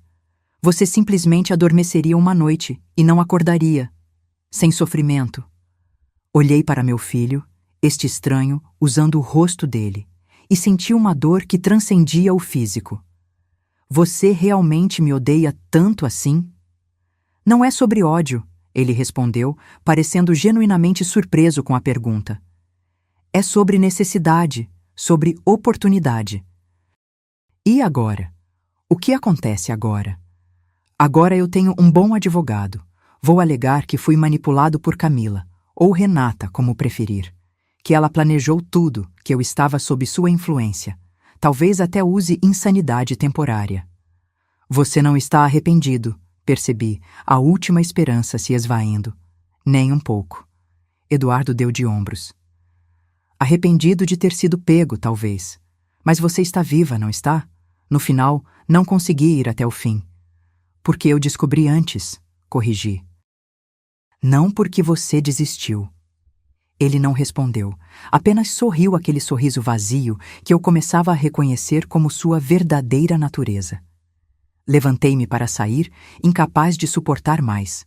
Quando estava na porta, ele chamou. Mãe? Virei-me, talvez esperando um lampejo de arrependimento, um vislumbre do filho que eu pensava conhecer. Não volte, ele disse simplesmente. Não há nada para nós dois aqui. Saí da prisão entorpecida, caminhando mecanicamente até o carro onde Lucas me esperava. Dona Marta, como foi? Não consegui responder imediatamente. Como explicar que acabara de conversar com um estranho? Que a pessoa sentada naquela sala não era meu filho, mas uma versão distorcida dele que eu nunca conheci realmente? Preciso pesquisar algo, foi o que consegui dizer finalmente. De volta ao apartamento de Lucas, fui direto para o computador. Digitei Renata Cardoso Belo Horizonte envenenamento e dezenas de resultados apareceram. Matérias de jornais locais de 6 anos atrás contavam a história. Renata Cardoso, então com 25 anos, fora acusada de envenenar o marido de 67 anos, apenas 8 meses após o casamento. As fotos mostravam uma mulher diferente, cabelos mais escuros, sem as mechas loiras e o corte moderno que Camila ostentava. Mas os olhos eram inconfundíveis. Frios, calculistas, mesmo quando tentava parecer angustiada nas fotos do tribunal. Segundo as matérias, Renata havia conhecido Augusto Cardoso, um empresário aposentado e viúvo, durante um evento beneficente. O namoro foi rápido, o casamento mais ainda. Quando Augusto morreu de causas naturais, ela herdou tudo, casa, investimentos, empresas. A família dele suspeitou e pediu investigação, que encontrou traços de arsênico no corpo exumado. Mas o caso nunca foi a julgamento. Testemunhas desapareceram, evidências foram questionadas e, eventualmente, o caso foi arquivado por falta de provas conclusivas. E agora, essa mesma mulher, com novo nome e aparência, havia se casado com meu filho e o convencido a matar a própria mãe. Meu Deus, sussurrei, encarando a tela. O que foi, Dona Marta? Lucas se aproximou preocupado. Mostrei-lhe as matérias, explicando o que Eduardo havia revelado. Lucas leu tudo com expressão horrorizada. Precisamos informar a polícia imediatamente. Nas semanas seguintes, a investigação tomou um novo rumo. A identidade real de Camila foi confirmada, seu passado exposto e novos depoimentos de familiares de Augusto Cardoso foram colhidos. Eduardo, percebendo que sua estratégia de culpar exclusivamente a esposa ganhava força, cooperou plenamente, oferecendo detalhes sobre o plano em troca de redução de pena. Em casa, eu tentava reconstruir algum tipo de normalidade. Voltei para meu apartamento, embora não conseguisse mais dormir no quarto principal. Montei uma cama no escritório, o único cômodo onde Eduardo raramente entrava. Contratei uma empresa para fazer uma limpeza profunda, como se pudesse eliminar as memórias junto com qualquer traço físico deles. O Dr. Paulo me ajudou a reorganizar minhas finanças, recuperar o dinheiro desviado e estabelecer novas medidas de segurança. Troquei todas as fechaduras, instalei um sistema de alarme, até mudei meu número de telefone. Mas a segurança física era o menor dos desafios. A segurança emocional, o senso de confiança básica no mundo e nas pessoas, havia sido destruído. Como confiar novamente quando seu próprio filho planeja sua morte? Como olhar estranhos na rua sem se perguntar quais segredos sombrios eles escondem? 2 semanas após a visita à prisão, acordei no meio da noite com o telefone tocando. Era o Dr. Paulo. Dona Marta, sinto ligar a esta hora, mas achei que deveria saber imediatamente. Houve um incidente na prisão. Meu coração acelerou. Eduardo? Ele está vivo, mas tentou suicídio. Está no hospital penitenciário agora, sob observação. A notícia me atingiu como um soco no estômago. Apesar de tudo, apesar da traição, da manipulação, das mentiras, ele ainda era meu filho. A criança que embalei, a quem ensinei a andar, a ler, a se tornar um homem. Quão grave? Consegui perguntar. Ele vai sobreviver. Encontraram-no a tempo, mas... O advogado hesitou. Ele deixou uma carta. Para você. O que ela diz? A polícia ainda está com ela, como evidência, mas pedirei uma cópia. Naquela madrugada, não voltei a dormir. Fiquei na sala, olhando antigas fotos de família. Eduardo bebê nos meus braços. Eduardo criança, orgulhoso com seu primeiro troféu de futebol. Eduardo adolescente, tão cheio de promessas e possibilidades. Onde estava aquele menino? Havia realmente se transformado no homem frio e calculista da sala de visitas da prisão? Ou aquela escuridão sempre esteve lá, esperando o momento certo para emergir? A carta chegou 2 dias depois, trazida pessoalmente pelo Dr. Paulo. Era curta, escrita com a caligrafia familiar que eu reconheceria em qualquer lugar. Mãe, se está lendo isto, provavelmente falhei até nisso. Não consigo mais suportar. Não a prisão, já estive em lugares piores, mas a verdade. A verdade sobre mim mesmo que só agora consigo ver claramente. Não sei explicar como cheguei aqui, como permiti que a ambição e o ressentimento envenenassem tudo, como deixei que Camila, ou Renata, tanto faz, me convencesse de que você merecia morrer para que eu pudesse ter o que queria. Não há desculpas, nem justificativas. Apenas o reconhecimento de que me tornei um monstro. Você me perguntou por quê. A verdade é que nem eu sei mais. O dinheiro foi só uma desculpa. Talvez eu quisesse provar algo. Talvez estivesse tentando preencher um vazio que nada jamais poderia preencher. Não peço perdão. Não o mereço. Só quero que saiba que, no fim, entendi o que fiz. E não consegui viver com isso. Eduardo li a carta várias vezes, procurando... o quê? Redenção? Explicações? Vestígios do filho que amei? Não encontrei nada além de palavras vazias de um homem que só lamentava ter sido descoberto. Naquela noite, chorei pelo filho que havia perdido. Não o Eduardo da prisão, mas o menino que um dia sonhou ser astronauta, que me trazia flores colhidas no caminho da escola, que jurou sempre me proteger quando o pai morreu. Aquele menino havia morrido muito antes de eu descobrir a conspiração. Talvez nunca tivesse realmente existido, exceto na minha imaginação materna. A vida continuou, como sempre continua mesmo após as maiores tragédias. O julgamento foi marcado para 6 meses depois. A promotoria tinha um caso sólido contra Eduardo e Camila Renata, especialmente depois que ele decidiu testemunhar contra ela em troca de uma pena reduzida. Lentamente construí novas rotinas. Voltei para a hidroginástica, desta vez de verdade, não como álibi. Conheci pessoas novas, fiz amizades genuínas. Lucas e Ana continuaram presentes em minha vida, um lembrete constante de que ainda existia bondade no mundo. Em uma manhã particularmente difícil, 3 meses após a prisão de Eduardo, recebi uma ligação inesperada. "Senhora Marta Silva?" perguntou uma voz feminina desconhecida. "Sim, quem fala?" "Meu nome é Júlia Cardoso. Era sobrinha de Augusto Cardoso." O nome instantaneamente me alertou. "O marido de Renata." "Sim." A voz hesitou. "Soube do seu caso pelos jornais, sobre o que Renata, Camila, como ela se chama agora, tentou fazer com a senhora, o que ela fez com seu filho." "Por que está me ligando, senhorita Cardoso?" "Porque achei que deveria saber. Você não é a primeira, e se dependesse dela, não seria a última." Encontrei-me com Júlia naquela mesma tarde, em uma cafeteria tranquila no centro.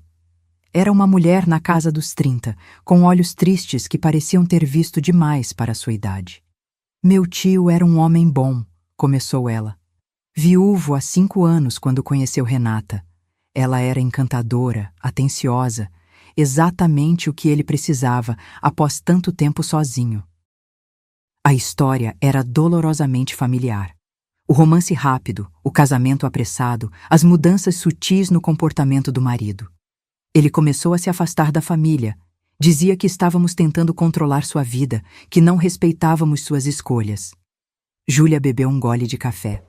Então vieram os problemas de saúde, pequenos no início, fadiga, dores de cabeça, confusão ocasional. O médico disse que era normal para a idade. "Arsênico", murmurei, reconhecendo o padrão. Júlia assentiu. "Descobrimos depois da morte. Pequenas doses ao longo de meses, aumentando gradualmente até o fim. Quando ele morreu, parecia natural. Um homem de 67 anos com saúde debilitada." "Como vocês descobriram?" "Meu irmão é médico. Ele sempre suspeitou. Insistiu na autópsia, depois na exumação quando a primeira análise não foi conclusiva. Encontramos o arsênico, mas..." Ela balançou a cabeça, frustrada. Renata tinha álibi para dias críticos. Testemunhas desapareceram misteriosamente e o advogado dela conseguiu questionar a cadeia de custódia das amostras. A história era devastadora em sua familiaridade. A mesma técnica, o mesmo modus operandi, aplicado agora ao meu caso. "Ela sumiu depois que o caso foi arquivado", continuou Júlia. "Levou tudo, a casa, os investimentos, até os objetos pessoais de valor sentimental. Nós a procuramos por anos, mas ela simplesmente desapareceu. Até ver a foto dela no jornal, ao lado do seu filho." "Quanto tempo depois ela conheceu Eduardo?" "Menos de 1 ano, pelo que consegui apurar. Ela é metódica, não perde tempo." Sentamos em silêncio por alguns minutos, 2 mulheres unidas por uma tragédia compartilhada, pela manipulação da mesma predadora. "Há mais uma coisa que você deve saber", disse Júlia finalmente. "Renata tinha um cúmplice no caso do meu tio, um homem que se apresentava como seu irmão, mas suspeitamos que fosse um amante. Um cúmplice?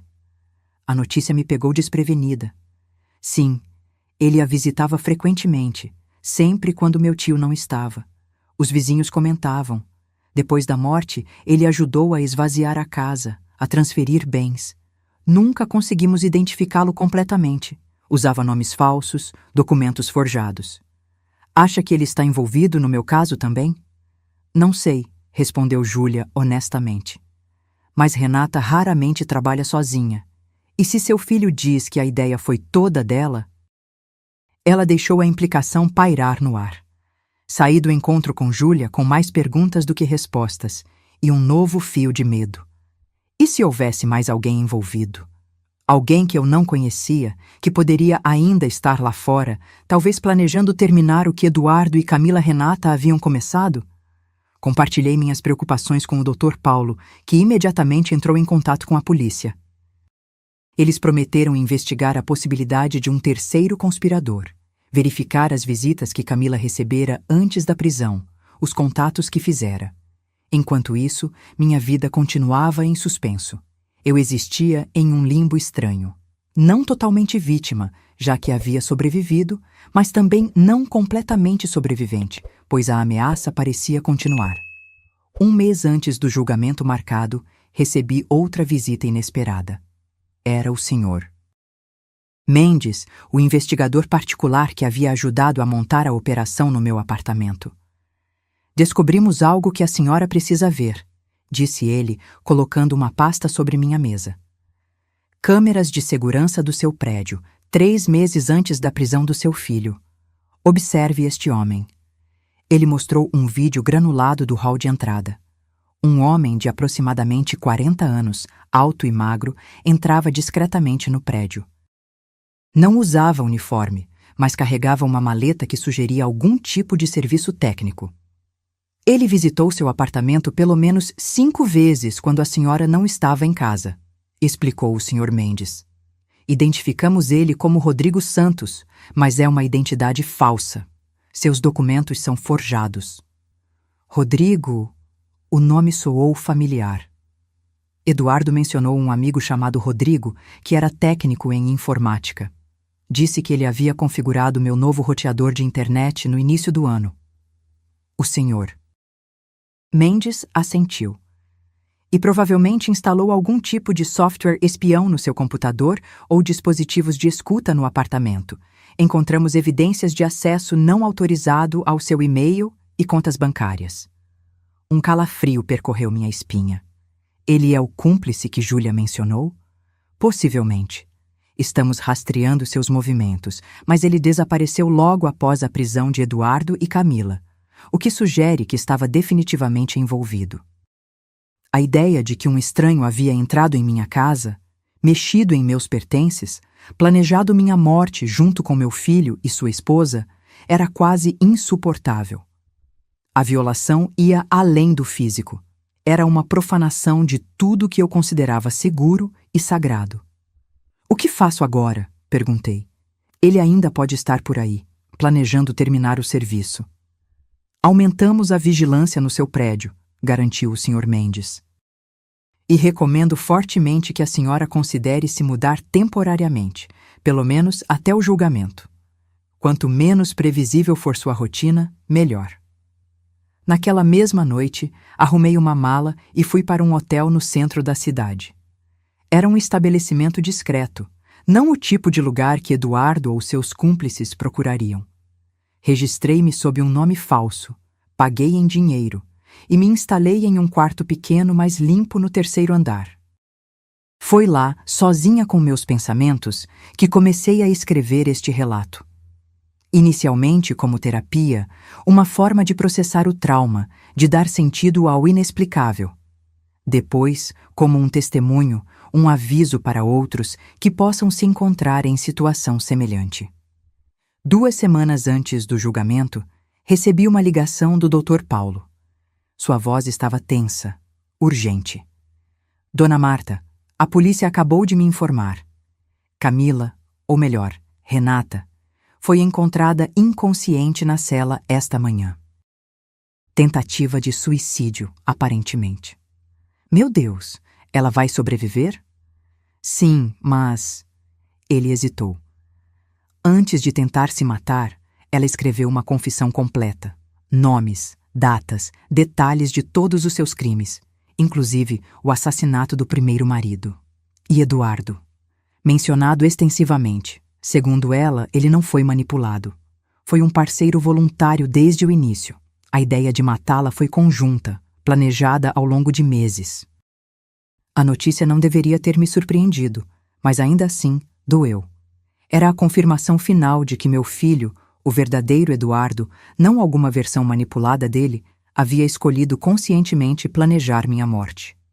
Há mais, continuou o Dr. Paulo. Ela mencionou um terceiro conspirador, Rodrigo Santos, ou Paulo Mendes, ou qualquer que seja seu nome verdadeiro. Aparentemente, ele é seu ex-marido, não oficialmente divorciado. Os dois têm trabalhado juntos há anos, visando vítimas idosas com posses. Onde ele está agora? Desaparecido. A polícia emitiu um alerta, estão verificando aeroportos, rodoviárias, mas ele teve semanas de vantagem. Aquela noite foi a mais longa da minha vida. Sozinha no quarto de hotel, cada ruído no corredor me fazia sobressaltar. Cada sombra parecia esconder ameaças. Verificava constantemente se a porta estava trancada, se as janelas estavam fechadas. Na manhã seguinte, o doutor Paulo ligou novamente. Boas notícias, dona Marta. Eles encontraram Rodrigo tentando embarcar em um voo para o Paraguai ontem à noite. Está sob custódia agora. O alívio foi imenso, quase físico em sua intensidade. Pela primeira vez em meses, respirei sem o peso constante do medo. O julgamento veio e passou como um borrão febril. Testemunhei, contando minha história em detalhes dolorosos diante de um tribunal lotado. Vi Eduardo sentado ao lado de seu advogado, o rosto impassível. Apenas uma vez nossos olhares se cruzaram. Não vi remorso em seus olhos, apenas uma espécie de resignação vazia. Renata Camila apareceu abatida, mais velha, a máscara de beleza sofisticada substituída pelo peso da realidade. Sua confissão escrita eliminou qualquer necessidade de teatralidade no tribunal. Ela respondeu às perguntas mecanicamente, confirmando cada horrível detalhe. Rodrigo, sentado separadamente com seu próprio advogado, mantinha os olhos baixos, raramente olhando para o tribunal ou para seus ex-cúmplices. Parecia menor de alguma forma, diminuído pela exposição à luz. O veredicto foi rápido e unânime. Culpados de todas as acusações. Eduardo recebeu 25 anos por tentativa de homicídio qualificado, estelionato e outros crimes. Renata, com seu histórico mais extenso e o assassinato comprovado de seu primeiro marido, pegou prisão perpétua. Rodrigo, 18 anos como cúmplice. Quando o juiz pronunciou as sentenças, não senti a vingança que talvez esperasse. Apenas um vazio imenso, uma sensação de desperdício incomensurável. Tantas vidas arruinadas, a minha, a deles, a das famílias anteriores que haviam sido vítimas. E para quê? Dinheiro que nunca poderiam gastar, confortos que nunca poderiam desfrutar atrás das grades. Voltei para casa.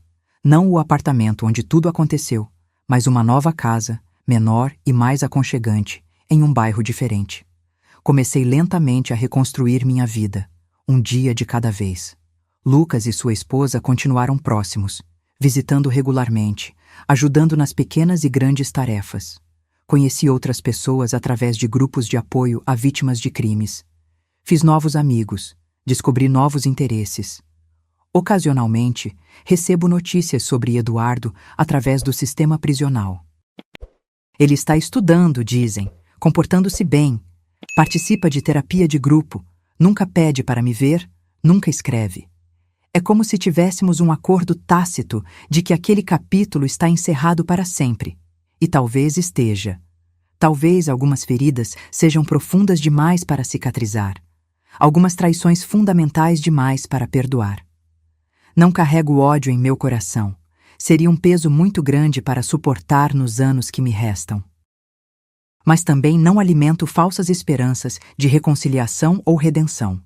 Em vez disso, escolho focar no presente, no que posso construir a partir das ruínas. Encontrei propósito em compartilhar minha história, em alertar outros que possam ser vulneráveis a predadores como Renata. Transformei minha dor em ação, minha traição em sabedoria. E quanto ao amor, aquele amor maternal que parecia incondicional e eterno, não desapareceu completamente. Ainda sinto saudades do menino que Eduardo foi, ou que eu acreditava que ele fosse. Ainda mantenho algumas fotos antigas, escondidas em uma gaveta que raramente abro. Ainda acordo ocasionalmente com lágrimas nos olhos depois de sonhar com tempos mais felizes. Mas aprendi que o amor, mesmo o mais profundo, tem limites. Que confiar cegamente, mesmo em nossos filhos, pode ser perigoso. Que devemos equilibrar o coração com a razão, a devoção com o discernimento. 3 anos se passaram desde aquele dia fatídico, quando levei o celular quebrado de Camila para consertar. 3 anos desde que um jovem técnico olhou nos meus olhos e me disse para fugir. 3 anos de luto, cura e, finalmente, recomeço. Não sei o que o futuro reserva. Sei apenas que cada dia que vivo agora é um presente. Um presente que quase me foi roubado pelas pessoas que mais amei. E vivo cada um desses dias plenamente, com gratidão e consciência de sua preciosidade. Se minha história servir de alerta para apenas uma pessoa, se ajudar a salvar apenas uma vida, todo esse sofrimento terá valido a pena. Porque a traição familiar, por mais dolorosa que seja, não precisa ser o fim da história. Pode ser, como foi para mim, o começo de um novo capítulo. Um capítulo mais sábio, mais forte e, paradoxalmente, mais humano em sua fragilidade reconhecida. O primeiro aniversário, depois de tudo, foi o mais difícil. A data que antes celebrávamos como família, com bolo, presentes e aquele ritual de Eduardo me acordando com o café da manhã na cama, tradição mantida desde sua infância, passou em silêncio, marcada apenas pelas lágrimas que derramei sozinha em minha nova sala de estar. Havia decidido não visitar Eduardo na prisão, apesar dos ocasionais relatórios que recebia informando que ele estava fazendo progressos na terapia. Que tipo de progressos poderia compensar o que ele havia feito? Que palavras poderiam preencher o abismo que agora existia entre nós? O segundo aniversário foi mais tranquilo. A ferida, embora ainda presente, começava a cicatrizar nas bordas.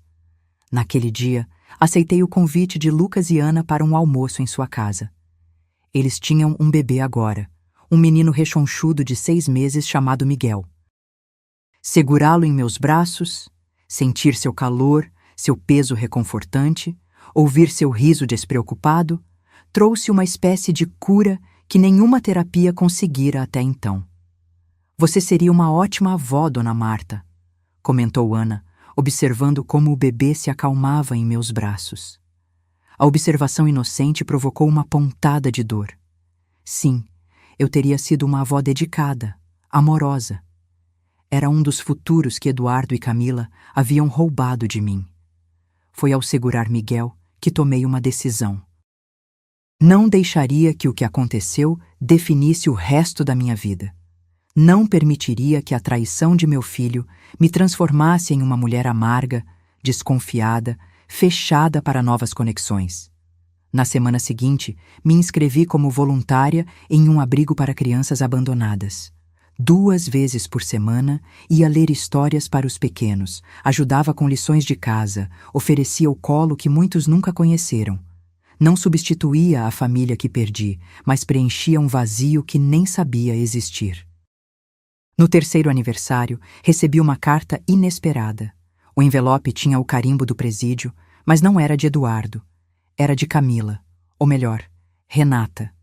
Hesitei longamente antes de abri-la. O que aquela mulher poderia querer comigo depois de tudo? Que tipo de manipulação ou crueldade adicional planejava infligir? Finalmente, com mãos trêmulas, rasguei o envelope. Senhora Marta, sei que não tenho direito de lhe escrever. Sei que minhas palavras não significam nada depois do que fiz. Ainda assim, sinto que preciso fazê-lo, não por mim, mas talvez por você. Estou morrendo. Câncer terminal, diagnosticado há 3 meses. Os médicos dizem que tenho no máximo 6 meses de vida. Não busco simpatia. Sei que não a mereço. Busco apenas a oportunidade de dizer a verdade antes que seja tarde demais. Eduardo não foi apenas uma vítima manipulada, como ele afirma, mas também não foi o instigador. Nós nos encontramos em um momento em que ambos estávamos procurando algo.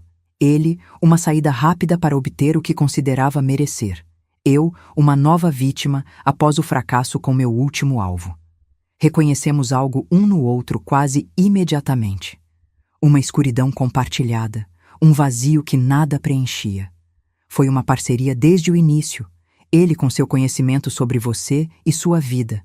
Eu com minha experiência em acidentes e doenças súbitas. Não estou tentando diminuir minha culpa ou aumentar a dele. Apenas quero que você saiba que não foi tudo uma manipulação. Seu filho fez escolhas. Escolhas terríveis, imperdoáveis, mas suas próprias escolhas. O dinheiro que ele desviou de suas contas não foi apenas para nosso plano. Eduardo tinha vícios que você desconhecia, apostas principalmente, dívidas consideráveis com pessoas perigosas. Parte da urgência em obter sua herança vinha desses credores que ameaçavam sua vida. Novamente, não é uma desculpa. Apenas uma explicação que talvez ajude você a compreender o incompreensível. Não peço perdão. Sei que não o mereço. Nem de você, nem de Deus, se é que ele existe. Sinto muito pelo que fiz com você, com sua família e com todas as outras vítimas que deixei pelo caminho. Palavras vazias, eu sei, mas são tudo o que tenho para oferecer agora. Renata lia a carta 3 vezes, tentando processar suas implicações. Eduardo tinha problemas com apostas? Dívidas com pessoas perigosas? Era possível que eu conhecesse tão pouco meu próprio filho? Parte de mim queria rejeitar tudo como mais uma manipulação de uma mulher que havia feito da mentira uma forma de arte. Mas outra parte, aquela que ainda tentava desesperadamente entender como chegamos àquele ponto, queria acreditar que havia alguma explicação além da simples maldade ou ganância.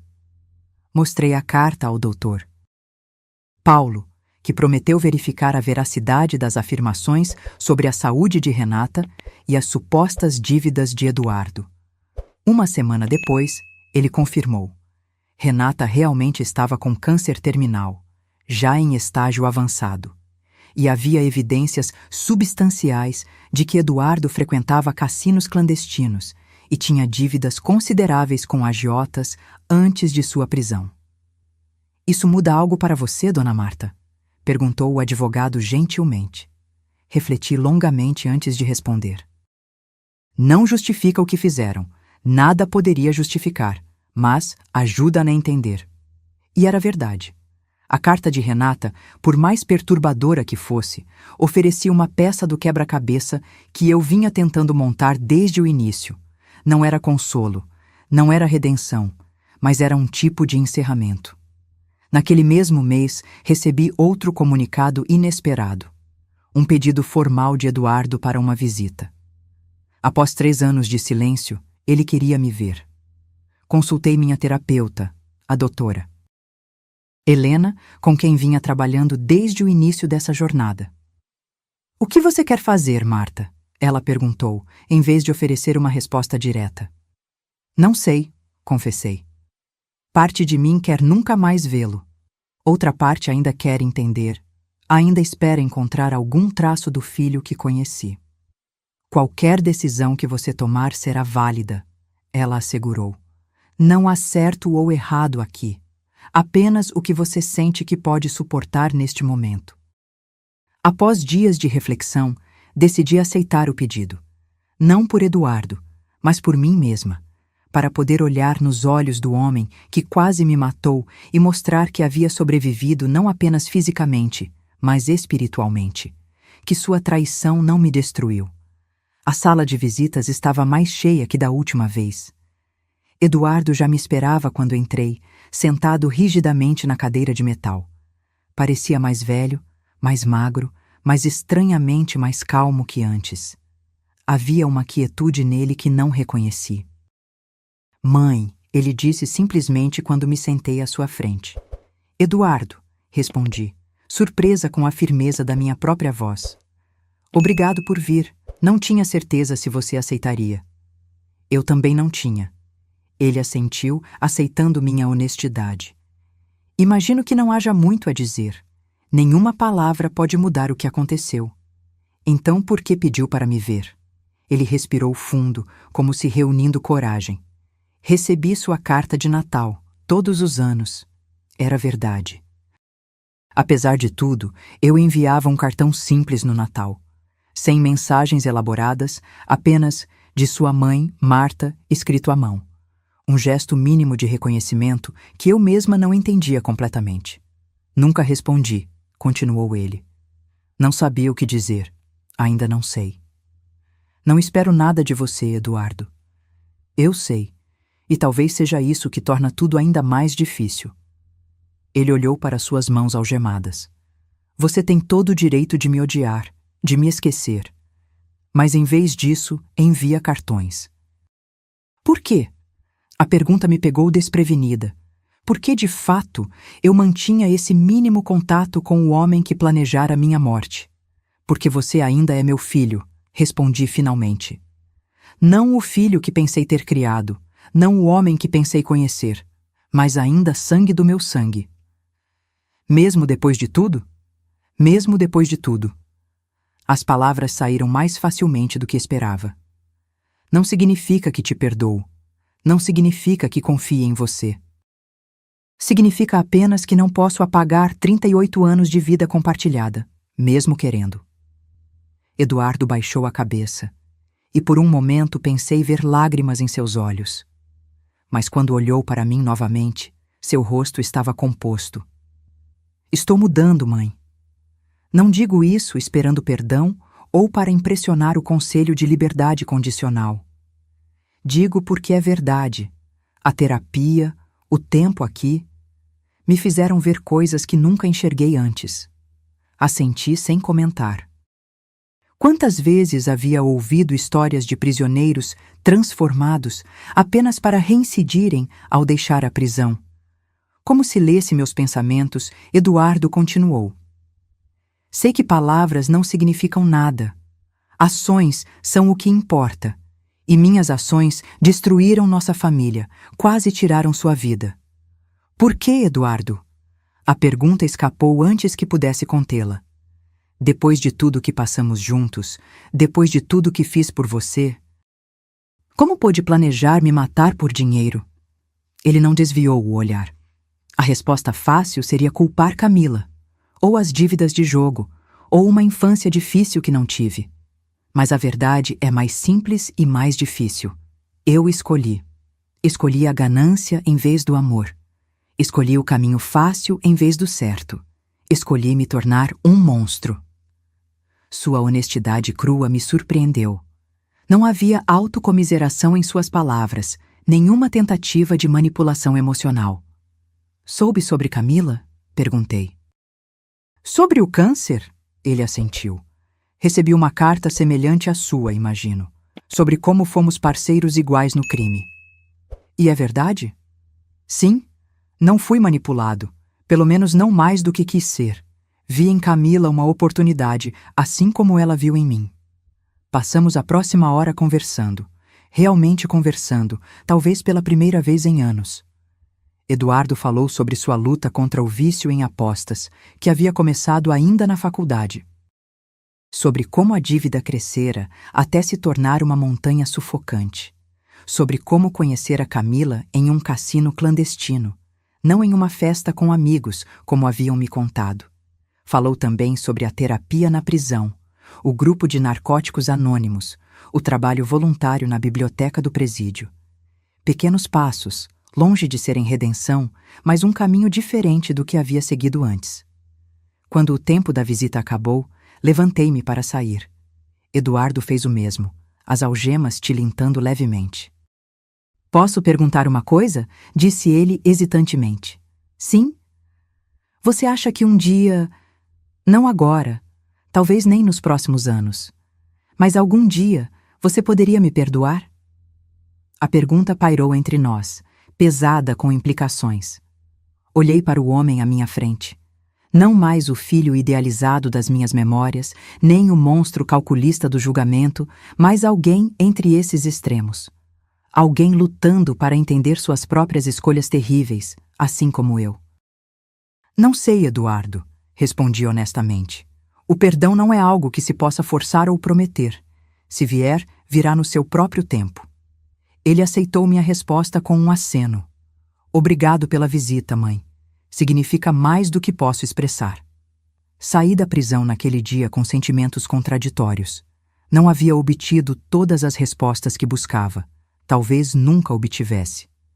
Mas havia uma sensação de que algo havia mudado, não entre Eduardo e eu, mas dentro de mim. A raiva que havia carregado por tanto tempo, o senso de traição que me consumira, começavam a se transformar em algo diferente. Não aceitação, nem perdão, mas talvez compreensão. A compreensão de que seres humanos são profundamente falhos, capazes tanto de amor extraordinário quanto de crueldade inimaginável. Às vezes a mesma pessoa, às vezes no mesmo dia. Meses depois, recebi a notícia de que Renata havia falecido na prisão, sozinha, em um leito da enfermaria. Não senti alegria nem tristeza, apenas uma estranha sensação de encerramento para um capítulo particularmente sombrio dessa história. Continuei meu trabalho voluntário com as crianças do abrigo, expandindo para outros projetos comunitários. Encontrei propósito em ajudar outras vítimas de crimes a reconstruir suas vidas, oferecendo o tipo de apoio que havia sido tão crucial para minha própria recuperação. Certo dia, enquanto participava de um grupo de apoio, uma senhora mais velha que eu, talvez na casa dos 80 anos, compartilhou sua história. Seu filho havia roubado suas economias, deixando-a quase na miséria. Quando ela o confrontou, ele a empurrou, causando uma queda que resultou em um quadril quebrado. "Como você consegue continuar?" perguntou alguém. "Como não se deixa consumir pelo ódio?" A resposta dela ficou gravada em minha memória. "O ódio é um fardo pesado demais para carregar na minha idade", disse ela simplesmente. "Não perdoei meu filho pelo que ele fez. Isso seria negar a gravidade de suas ações. Mas também não deixo que o que ele fez determine quem sou. Escolho viver com compaixão, não por ele, mas por mim mesma." Suas palavras tocaram algo profundo em mim. Talvez esse fosse o segredo. Não a busca pelo perdão impossível, mas a recusa em permitir que a traição nos defina. A escolha diária de viver com compaixão, não como uma forma de absolver os outros, mas como um ato de libertação pessoal. 5 anos depois daquela tarde fatídica na loja de concertos, recebi outro pedido inesperado. Eduardo, agora elegível para liberdade condicional, após cumprir parte de sua pena, pediu que eu fosse à audiência. Não para apoiá-lo ou interceder, explicou na carta, mas para que pudesse me ver entre os presentes, lembrar do rosto real de quem havia prejudicado. Depois de consultar minha terapeuta e amigos próximos, decidi ir. Sentei-me no fundo da sala, observando enquanto Eduardo respondia às perguntas do conselho com uma honestidade surpreendente. "Não mereço liberdade condicional", disse ele a certa altura, surpreendendo a todos. "Não ainda. Ainda estou trabalhando para me tornar alguém que possa viver em sociedade sem causar dano. Peço apenas a oportunidade de continuar esse trabalho em um ambiente menos restritivo, onde possa também contribuir de alguma forma para reparar o mal que causei." O conselho negou seu pedido, como esperado, mas com uma observação. Seu progresso era notável, e uma nova audiência seria marcada para o ano seguinte, com grandes chances de aprovação se continuasse no mesmo caminho. Quando a sessão terminou e Eduardo estava sendo escoltado para fora, nossos olhares se cruzaram brevemente. Não sorri, não acenei, apenas mantive contato visual, um reconhecimento silencioso de sua presença, de sua humanidade, apesar de tudo. Ele baixou a cabeça em um gesto que interpreti como respeito e foi levado embora. No caminho para casa, refleti sobre a jornada dos últimos anos. A dor havia se transformado em algo diferente. Não desaparecera, mas já não dominava meus dias. As memórias felizes do passado, que por tanto tempo haviam sido envenenadas pela traição, começavam a retornar ocasionalmente, permitindo-me sorrir ao lembrar do Eduardo criança, sem que o sorriso fosse imediatamente apagado pelo pensamento do Eduardo adulto. Ainda não o havia perdoado. Não sabia se algum dia conseguiria, mas começava a compreender que perdão e cura são coisas diferentes. Eu podia curar minhas próprias feridas sem necessariamente absolver quem as causou. 6 anos após descobrir o plano para me matar, fiz uma das coisas mais difíceis e libertadoras da minha vida. Vendi a maioria das fotos e lembranças de Eduardo. Não por raiva ou ressentimento, mas como parte do processo de simplificação de minha vida. Mantive apenas algumas. Uma dele bebê em meus braços no hospital, outra de sua formatura no ensino médio, e uma de nós 3, Eduardo, José e eu, em nosso último Natal em família, antes da morte de meu marido. Essas fotos não estavam expostas, mas guardadas em uma pequena caixa, acessíveis quando eu quisesse olhá-las, mas não como lembretes diários do que havia perdido. O resto, troféus, trabalhos escolares, presentes de aniversário, doei ou descartei. Cada objeto liberado parecia levar consigo um pouco do peso que eu carregava. Quando completei 70 anos, organizei uma pequena celebração. Nada grandioso, apenas um almoço com os amigos que haviam se tornado minha família escolhida. Lucas e Ana estavam lá com Miguel, agora um garoto esperto de 7 anos, e seu irmão caçula Pedro, de 3. Júlia Cardoso, com quem mantive contato ao longo dos anos, trouxe seu marido. Alguns amigos do grupo de apoio, vizinhos do novo bairro, colegas do trabalho voluntário. No meio da festa, recebi uma entrega, um arranjo modesto de violetas, minhas flores favoritas, com um cartão simples. Feliz aniversário, mãe. Pensando em você hoje e todos os dias.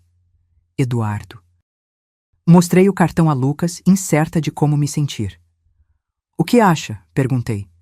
Acho que é um pequeno gesto de alguém que sabe que gestos grandes seriam inapropriados, respondeu ele sensatamente.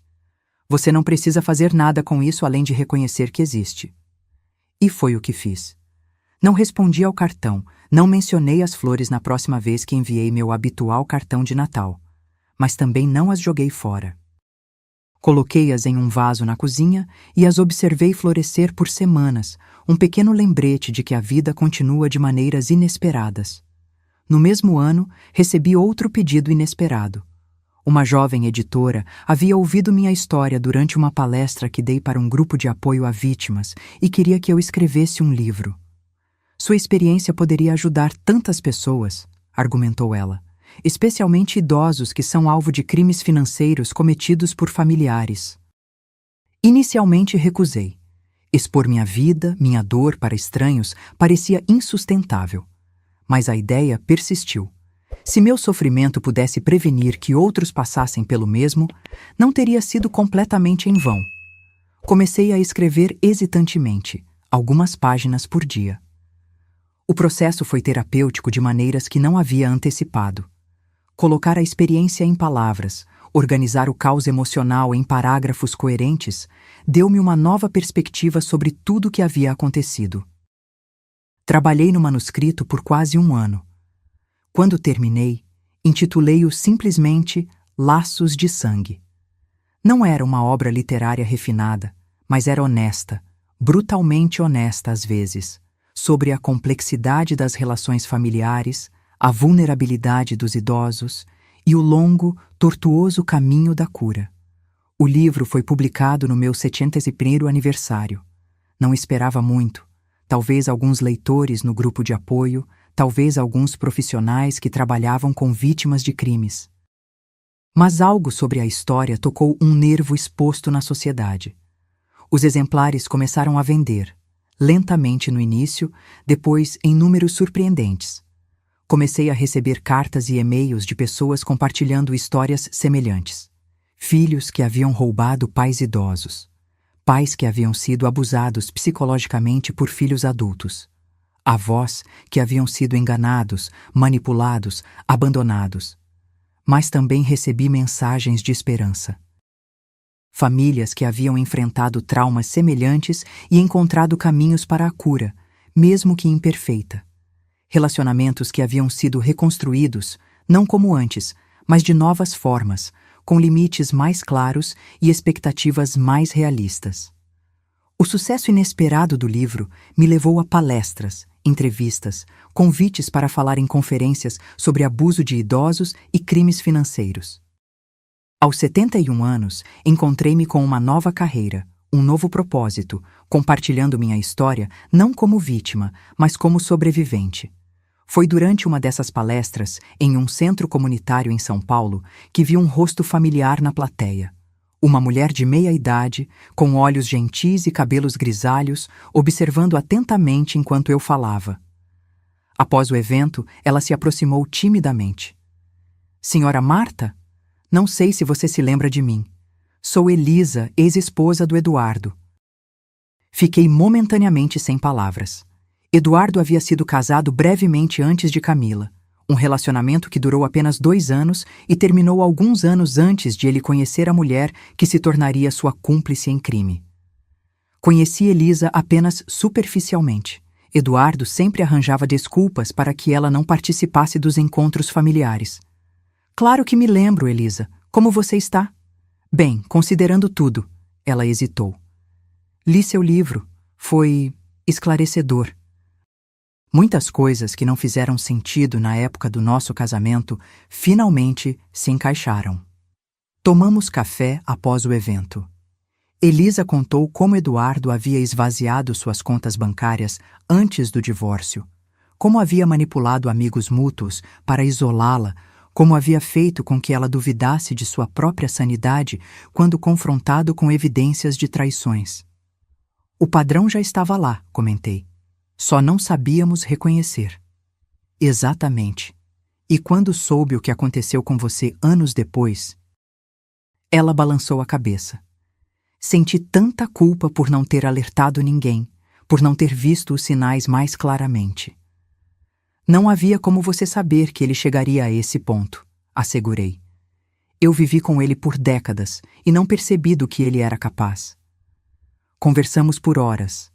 2 mulheres unidas por experiências compartilhadas com o mesmo homem, ambas tentando compreender como alguém que amaram poderia causar tanto dano. Você acha que ele pode mudar? Perguntou Elisa, eventualmente. Realmente mudar? Não sei, respondi honestamente. Pessoas podem mudar se realmente quiserem, mas algumas feridas são profundas demais para serem completamente curadas. Alguns padrões difíceis demais de romper. No ano seguinte, ao completar parte significativa de sua pena e demonstrando comportamento exemplar, segundo os relatórios, Eduardo recebeu liberdade condicional. A notícia me chegou através do Dr. Paulo, que ainda mantinha contato com o caso. Ele pediu seu endereço, informou o advogado. Disse que gostaria de visitá-la, se você permitir. Deixei claro que essa decisão cabe inteiramente a você. A solicitação me deixou profundamente conflitada. Parte de mim queria manter a distância segura que havia estabelecido. Outra parte, aquela que ainda lutava para compreender como meu filho havia se tornado o homem que era, sentia curiosidade sobre quem ele seria após 7 anos de prisão. Preciso de tempo para pensar, respondi. Consultei minha terapeuta, amigos próximos, até mesmo Elisa, com quem mantive contato após nosso encontro. As opiniões eram divididas. Alguns achavam que eu devia recusar. Ele já causou dano suficiente, argumentavam. Outros sugeriam que um encontro controlado em local público poderia oferecer encerramento. Após semanas de reflexão, tomei minha decisão. Não o receberia em casa. Esse espaço seguro que havia construído cuidadosamente era meu santuário. Mas concordei em encontrá-lo em um café tranquilo perto do parque onde caminhava todas as manhãs. No dia marcado, cheguei cedo, escolhendo uma mesa nos fundos com visão clara da entrada. Lucas insistiu em ficar por perto, sentando-se discretamente em outra mesa, fingindo ler um jornal. Quando Eduardo entrou, quase não o reconheci. 7 anos de prisão haviam deixado marcas visíveis. Os cabelos, antes castanhos escuros como os do pai, estavam quase completamente grisalhos. Linhas profundas marcavam seu rosto ao redor dos olhos e boca.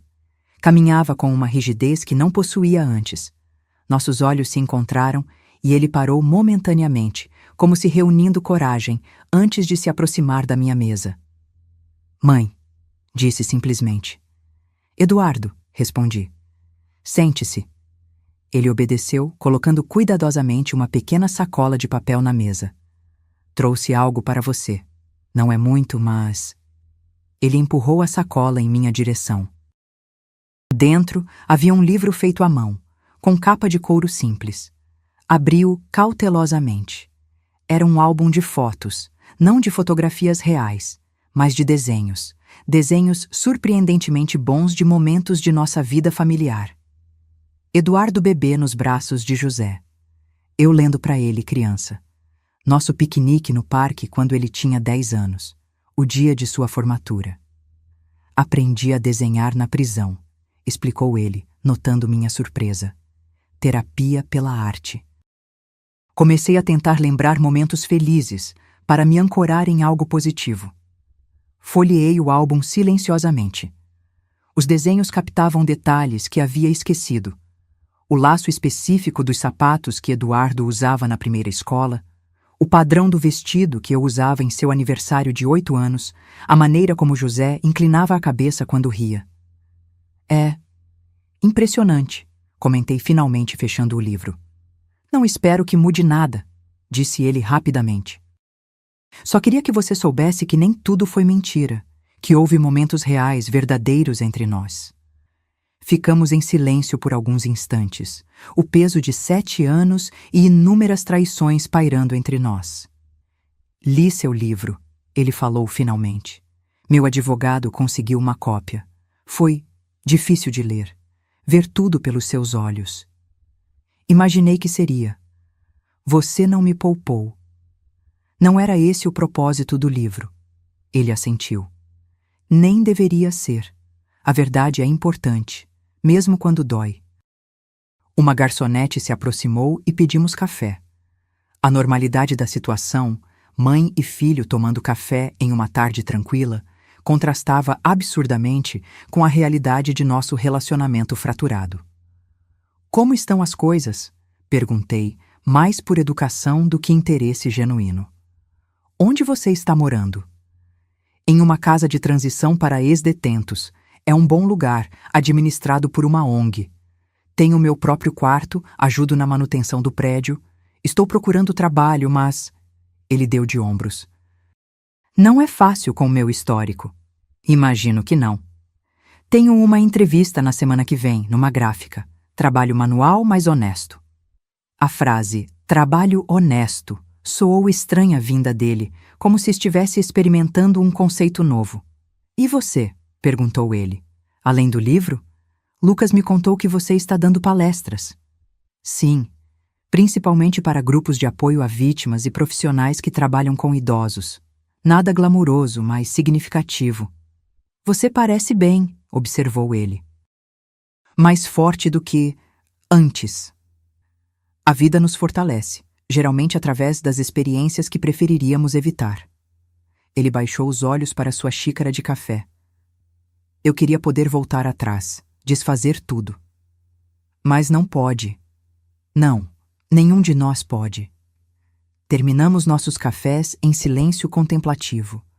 Não era um silêncio confortável, como costumava ser anos atrás, mas também não era carregado do ressentimento amargo que eu esperava sentir. Quando nos despedimos na porta do café, ele perguntou hesitantemente. Podemos fazer isso de novo algum dia? Não precisa ser logo. Apenas algum dia? Considerei a pergunta cuidadosamente. Talvez. Não posso prometer. Preciso ver como me sinto depois deste encontro. Ele aceitou minha resposta com um aceno. Obrigado por vir hoje. Significou muito. Observei Eduardo se afastar pela calçada, sua postura um pouco mais curvada do que lembrava, seus passos mais lentos. o filho que conheci, o homem que traiu minha confiança da maneira mais profunda possível, o estranho que havia se tornado, todos contidos na mesma pessoa caminhando para longe de mim. Nos meses seguintes, recebi cartas ocasionais de Eduardo. Atualizações simples sobre sua vida, o trabalho na gráfica que conseguira, um curso de design gráfico que estava fazendo à noite, suas sessões contínuas de terapia. Não pedia nada, não fazia perguntas, apenas compartilhava pequenos fragmentos de sua nova realidade. Respondia a algumas cartas com notas breves e impessoais. Não encorajava a intimidade, mas também não rejeitava completamente a conexão tênue que ele tentava estabelecer. Em uma de suas cartas, ele mencionou ter começado um projeto de ilustração para livros infantis sobre perdão e segundas chances. Não para ganhar dinheiro, escreveu, mas como forma de processar meus próprios erros e talvez ajudar crianças a entender conceitos difíceis. Pela primeira vez, senti algo além da ambivalência dolorosa que caracterizava meus sentimentos por ele. Não era orgulho, essa emoção paterna havia sido irrevogavelmente danificada. Era mais como uma espécie de reconhecimento cauteloso de que talvez, apenas talvez, houvesse algo de valor a ser recuperado das cinzas de nossa relação. Quando meu 73º aniversário chegou, recebi um pacote pelo correio. Era um livro infantil belamente ilustrado, intitulado A Árvore Quebrada.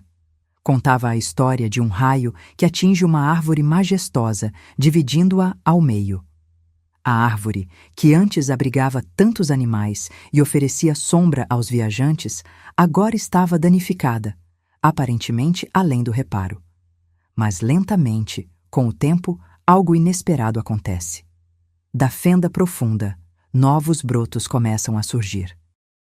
A árvore nunca volta a ser o que era, permanece marcada, dividida, mas encontra uma nova forma de crescer, de oferecer abrigo, de existir no mundo. Na última página, uma dedicatória simples. Para minha mãe, que me ensinou que mesmo o que está quebrado além do reparo, ainda pode encontrar propósito. Com amor, Eduardo. Guardei o livro cuidadosamente na mesma caixa onde mantinha as poucas fotos que havia preservado. Não estava pronta para exibi-lo, para incorporá-lo à minha vida diária, mas também não podia descartá-lo. Uma semana depois, mandei um cartão para Eduardo. Não mencionei o livro diretamente, mas escrevi: algumas árvores são mais resilientes do que parecem à primeira vista. Obrigada pelo pensamento, Marta.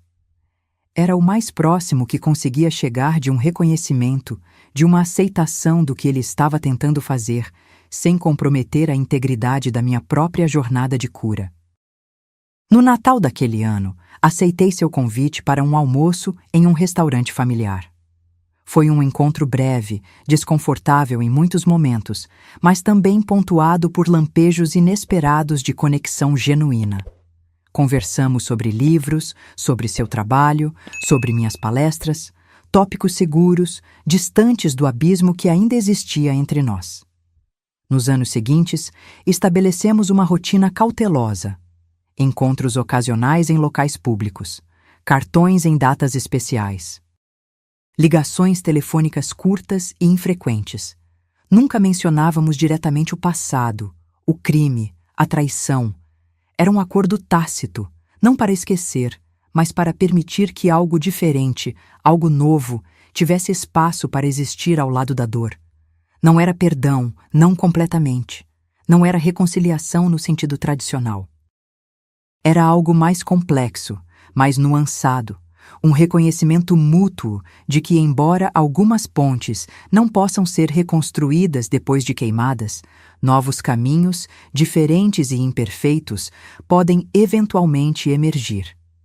Quando completei 75 anos, 10 anos após aquela tarde fatídica, quando levei o celular de Camila para consertar, olhei para trás e vi não apenas a tragédia que havia definido um capítulo da minha vida, mas toda a jornada que se seguiu. Vi a mulher que encontrei dentro de mim, mais forte, mais sábia, mais compassiva do que imaginava ser. Vi as vidas que havia tocado através do meu livro e palestras. Vi os relacionamentos genuínos que havia cultivado, a família escolhida que havia construído ao meu redor. E vi também meu filho, não como o menino inocente das minhas memórias antigas, nem como o monstro calculista dos meus pesadelos, mas como um ser humano profundamente falho, tentando encontrar seu próprio caminho de volta da escuridão que havia criado. Não sei o que o futuro reserva para nós. Não sei se algum dia sentarei confortavelmente na presença de Eduardo, se algum dia confiarei nele completamente, se algum dia sentirei por ele o amor incondicional que uma vez foi tão natural quanto respirar. Mas aprendi que não precisamos ter todas as respostas, que a vida raramente oferece finais limpos e satisfatórios, que a cura não é um destino, mas uma jornada contínua, com avanços e recuos, alegrias inesperadas e dores renovadas. E talvez isso seja suficiente. Talvez essa aceitação da imperfeição, essa disposição de permanecer na ambiguidade, seja a maior lição que aprendi nesses 10 anos, desde que um jovem técnico olhou nos meus olhos e disse: cancele seus cartões e fuja imediatamente. Fugi, sim, mas também, eventualmente, encontrei coragem para ficar, para enfrentar o inimaginável, para reconstruir, não o que havia perdido, mas algo inteiramente novo a partir dos fragmentos. E nessa reconstrução, essa reinvenção, encontrei não apenas sobrevivência, mas uma espécie de triunfo silencioso. O triunfo de continuar, de crescer, de descobrir que mesmo após a traição mais profunda, a vida ainda pode oferecer momentos de beleza, conexão e significado. Não é o final que teria escolhido. Não é a história que imaginei viver. Mas é minha história, com todas as suas cicatrizes, contradições e complexidades. E aprendi, finalmente, a abraçá-la por completo. Agora, se você gostou dessa história, clica em se inscrever e me diz nos comentários qual parte te deixou de queixo caído. Ah, e não esqueça de se tornar membro para ter acesso a vídeos exclusivos que não posto aqui. Te espero lá.